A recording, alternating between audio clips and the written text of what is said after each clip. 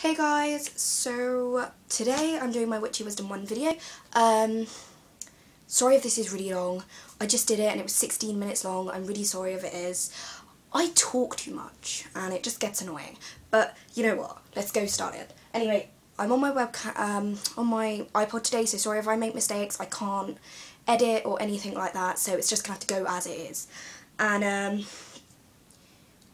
I will just go through everything, and sorry if you can't see things. I've kind of propped my iPod up. If I'm showing you something and you can't see it, I'm really sorry. Anyway, so this video is about the Book of Shadows. We wanted to go for a more educational video this week, I guess, as we done an opinion video last time. If I forget some things, I'm really sorry. I am going to go and try and go over some stuff about the Book of Shadows. And if you have watched my video about my Book of Shadows on my personal channel, sorry if I go over the same things. Obviously it's a Book of Shadows video. I'm not really going to most probably talk about much more different things to what it's on my other video. But anyway, I'll get started. So this is my Book of Shadows. So sorry if you can't see. It's just it was just in a plain notebook. I really want to spend quite a bit of money on, you know, like a nice looking big leather one that loads of people do, but I don't have the money to do that at the moment, so, you know, I didn't. It just used to look like this. This is my photography portfolio, just a plain black notebook with plain white pages. Oh, and gosh, it's all my work falling out. Right, anyway, so basically a Book of Shadows is a witch's, let's say, personal diary kind of thing. Now, a lot of people, though, don't use theirs as diaries. They mainly write a lot of information in them. That's kind of what this one of my Book of Shadows is. It's more of a information guide type thing with spells and stuff in. But the one thing is, a Book of Shadows is personal to you. If you want to write something to do with, I don't know, anything, you know, it can go in there. It's perfectly fine. It doesn't have to be the set things that most people usually write in their Book of Shadows. So a list of stuff that people put in a Book of Shadows. You can go over the Wiccan Rede, if you're Wiccan, or if you relate to the Wiccan Rede. If you're pagan, maybe you relate to it. The Sabbats, the tools, the elements, gods and goddesses, herbs, correspondences, crystals, altars. There's a lot of stuff that can go in there, you know. But again, it's not, it's optional. You don't have to put anything I'm saying in your Book of Shadows. It's just up to you. So I'll show you a few pages in my Book of Shadows. So I have like a bound thing around the front, which you just slide down or you unclip from the brooch at the front. So yeah, most people at the start of their Book of Shadows usually put a book blessing. Again, yes, optional. So I have a book blessing at the front of mine, and a date of when I started the book and when I'm going to finish it, which is pretty soon because I've nearly finished. But I actually, for those who are wondering, have a Josephine Wall picture on the front here. It's actually a card that I got from my favourite store. I love her work, she's just gorgeous. Okay, so then again, obviously it's quite obvious, just a front cover. And then I do have the Wiccan Rede in here, although I don't look back much on this. Obviously Harm None I do go with, but I think the Wiccan Rede's beautiful, it's lovely. I have the Witch's Creed in here as well, and these are typed out. Most of the things in my Book of Shadows are handwritten. I do have some typed out things in here as well. So yes, like I said, the altar, that's good to go in there. You know, you can put pictures of your first altar, just like me. This is my first altar. Not that, sorry. That is my first altar. And yes, it used to be hidden away in my wardrobe. I have also some other images of my first altar. Sorry again if you can't see this. But anyway, yeah. So I have information about my first altar. I also have pictures in my research box, which I will explain in a second, of my Beltane altar. I have different Sabbat altars, or when my altar changes I take pictures of it. It's a great way, because you can look back and see, wow, I really was proud with that altar, you know. It's really nice to do that. So then obviously, you know, I have the tools. I go into depth about the tools. Even if you don't use a certain tool. I mean, I don't use an Athame that much. I usually use a wand for opening my circles and everything like that. But I have gone on to explain every one of the tools that, you know, I wanted to add in there. Then obviously the 4 elements. I've done the 4 elements. I haven't done Spirit in here. That's in my separate one. Oh, sorry, all my little herb pictures are falling out. I go into a lot of depth with correspondences because I love correspondences, so I always have, I have a massive list of correspondences in here. I just find it so handy if I have colour correspondences for candles, so if I wanted to do a spell for peace, I just, you know, could use a blue candle, I'd look straight away and find. Of course, like I said before, it's not, you don't have to always do what a book says or anything like that, but it's good to have a reference of it. I also have a lot of paintings in my Book of Shadows. I'm not an A-star artist. I do love art. People may look at my thing and go, ew, but you know, again, personal, and I don't mind art. So yeah, it's my moon and sun. I usually always have a moon and sun somewhere on my altar, obviously for my god and my goddess. I always represent that. I have spells in here as well. The Sabbats, I just go into a small bit of information about the Sabbats.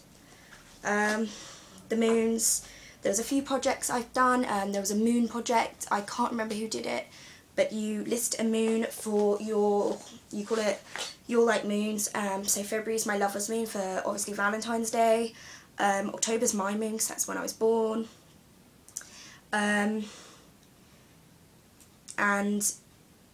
okay, I'll just leave it at that, moons. And anyway, I just have, yeah, basically that. I have some personal things of how I found Wicca and everything like that. I always have a lot of pictures in mine. I do love some great art pieces of witches and stuff. And now here goes to the personal part. Obviously, you don't have to just go with what I've said, you know, you don't have to put these in. I've got this page in here that people might think, okay, why has she got that page in there? But personal. Personal reasons. I love vampires. I have a massive part on vampires in my Book of Shadows. This is the front cover. I've loved vampires since I was 14. They're so important, you know, I in my Book of Shadows always have them. Even if, you know, yeah, I don't know, I just do. Then I have, again, from Page Egyptian, she did a God and Goddess project where you pick a god and a goddess for each month. February, I have goddess, I have Aphrodite, and god, I have Eros. They're love gods, god and goddess, sorry, so that's why I did them for that. And then I basically write about them.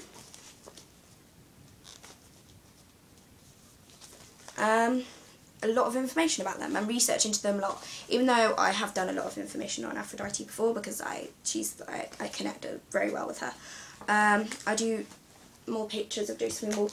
I do updates as well in mine, just, you know, to go on my, and then again, personal matters. I went to the Roman baths my 18th, and it said the air above the water was the breath of the goddess. That is what the Romans used to believe. So I found that so interesting and I was really intrigued, so that's why I had to put it in there. Anyway, so that's my kind of main Book of Shadows. So the Book of Shadows is just like the diary, you know, the witches. For me, my Book of Shadows is my most used tool. I always use my Book of Shadows. It's very important to me, you know, I love putting information in it. I don't just have one type of Book of Shadows. If you get confused, maybe you don't like putting photocopied things, printed out documents in your Book of Shadows, your main one or whatever you want to call it. You could maybe do a research Book of Shadows, which is what I have here, which is just a ring binder, which is a very popular way for beginners. Usually they do like putting their making their Book of Shadows in a ring binder, which I think is a very good idea because obviously you can just take out and put back things in whenever you want. And also just a plain notebook, you can decorate it to how you like, and then you can obviously go out and buy a really nice handmade leather Book of Shadows if you want. There's different ways to have a Book of Shadows. You don't have to spend £200 on it, you can spend 50p on a notebook. Go to the 99p store, buy a notebook, you can create that to be your Book of Shadows. So yeah, my research Book of Shadows. All of this information in here is printed off the internet from different websites, and sorry for that, from different websites. There's also bits of photocopied out of books. Sorry if people think that's copyright or anything, but you know, most of the books I photocopy from I like. It's just pages I want to always remember. I do highlight my pages in books, but I don't like folding them and just, you know. So, sorry, I'm looking over here, guys. I just want to make sure I've gone over everything. I also have a personal boss, which is more like a diary where I write after a spell, how it went, how I celebrated a Sabbath, and how I celebrated a full moon. It just goes into depth about that. Sorry about the hands, I keep going like that. Yeah, and I also have a travel book of shadows, which is a tiny little small book of shadows that I made recently to take with me on holiday in my hand luggage, so I can always have a book of shadows on me. You know, it's just an easy way, and you can take it outside if you want to do a spell outside. I also have a spell book of shadows, which my main book of shadows has it has spells in it, but not every single one. My spell book of shadows is like stuffed with spells. It has thousands in there. Some are written out of books. I use mainly my own spells. I usually reference from spells out of books though. You know, I find them interesting. So I think that's basically it. Remember, like most things in the craft, it's personal to you. It's what feels right to you. If you don't want to put a page on Sabbats or the Wiccan Rede in your book of shadows, don't do it. If you want to put a bit about fairies, werewolves, a dog, go ahead, you can put it in there, you know.